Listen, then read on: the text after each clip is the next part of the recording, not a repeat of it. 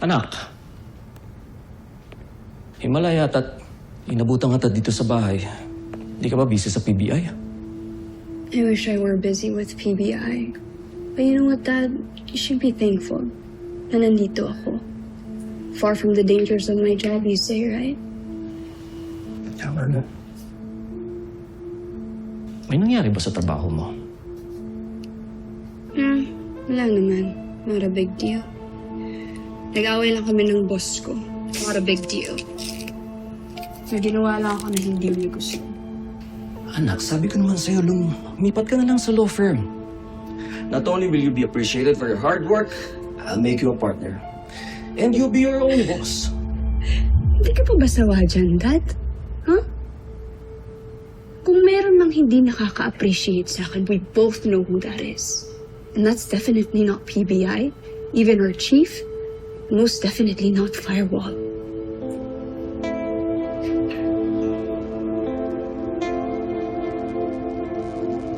Sige.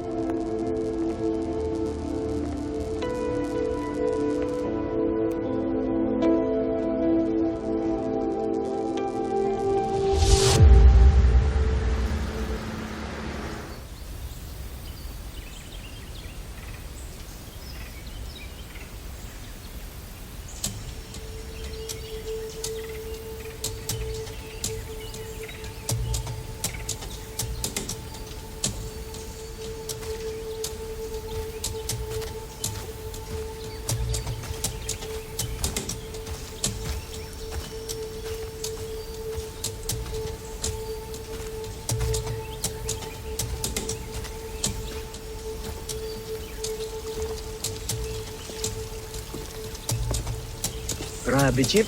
Malaki natin sa picture eh. Mas malaki pa pala sa personal. Kung mga tabang ganyan kayaman. Hindi kasi nakakalabas ng PBI. Paano? Eh, naka-ankle monitor nga ni.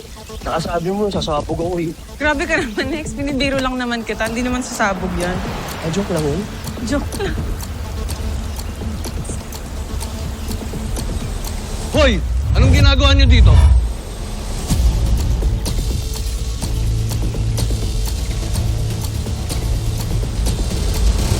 Duke, totoo bang nainutos ka kay Hernan? I caught him snooping around in your office. I just told him to attend meetings on my behalf. Pero hindi naman niya kailangan pumasok sa office ko. So, totoo nga ang hinala ko. Hindi sapat ang ginawa mo. He's still meddling in our business, Duke. What did you expect? He's a former PBI agent. Matagal ko na sinasabi sa inyo yan na liability ang pakikipagrelasyon kay Professor David. Kaya kong ayusin ang problemang iniwan mo dito, Duke. I am just updating you. Unlike you, na hindi mo na ako binalitaan. Kamusta mga tao dyan sa Santara? Everything is good. May bagong development. Na sa tingin ko, makakatulong sa operasyon natin. I hope so. Just keep me updated. I can handle Hernan.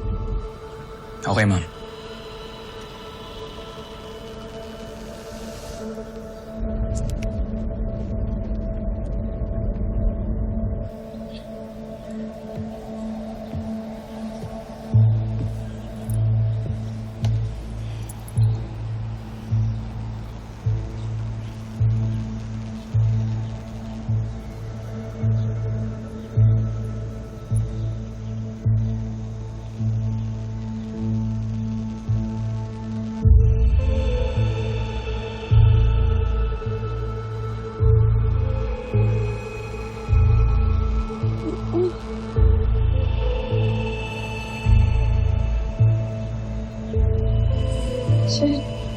Sir Duke.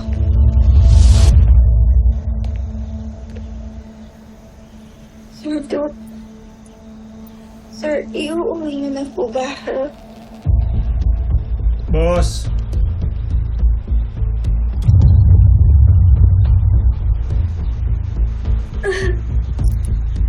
Sige. Kausapin mo sila. Copy, boss.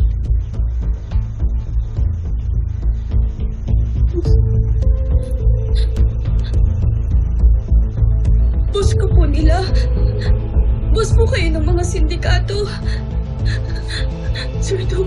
Sir Duke, please. Please, nagmamakaawa po ko, Sir Duke.